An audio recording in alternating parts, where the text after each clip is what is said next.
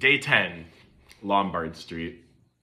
So most people, when they hear Lombard Street, they only think of the block with the 8 hairpin turns that were added in the 1920s, that sometimes it take as many as 250 cars an hour go down that little block.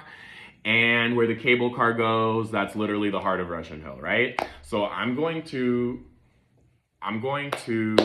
talk about Lombard Street in a different way.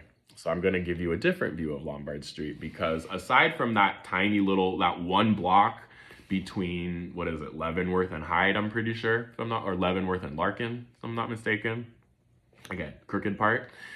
Lombard is actually a very long stretch, a very long street that pretty much goes directly onto the Bay Bridge. I mean, sorry, the Golden Gate Bridge. Definitely not the Bay Bridge, Golden Gate Bridge.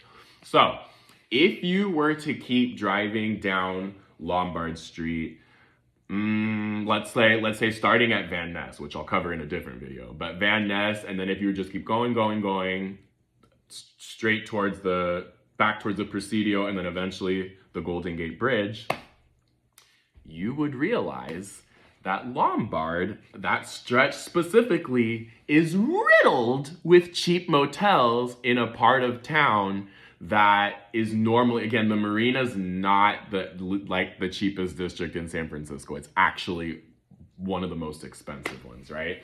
So again, you're driving down Lombard Street, this, again, pretty long stretch, and you're like, why are there all these cheap motels here? So one of the rumors that I heard, that I got on the many tours and research that I've taken, is that those motels are specifically put there to accommodate the mistresses in that wealthy part of town. So take it or leave it, but it's really, really weird that there's all of these, again, cheap motels riddled on Lombard Street in the Marina District, which is supposed to be an upscale district, right?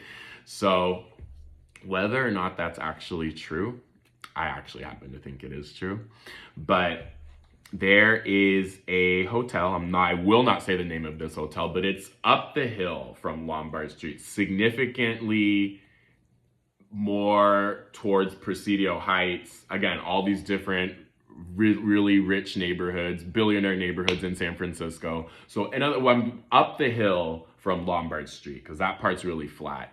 More towards Billionaires Row. I'll just put that out there. And I will absolutely not say the name of this hotel, but I know for a fact that that hotel, the history of that hotel, is that the mistresses of the really high-end people, the really wealthy, the Billionaires Row, old money families, they would not stay in the hotels that are down on Lombard Street. So that's the purpose of that hotel. So there's a different view of Lombard Street for you.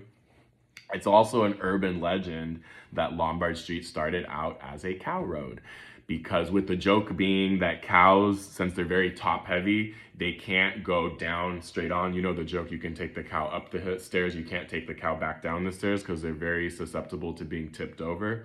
So again, the hairpin turns weren't added until the 1920s, but the neighborhood just on the other side of Lombard Street is called Cow Hollow because of the dairies that used to be there.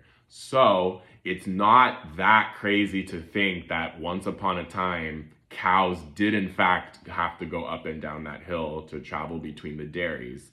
And even though the permanent curbs that Lombard Street is known for weren't added until the 1920s, maybe once upon a time it was a cow road as well. So there's a different look at Lombard Street for you.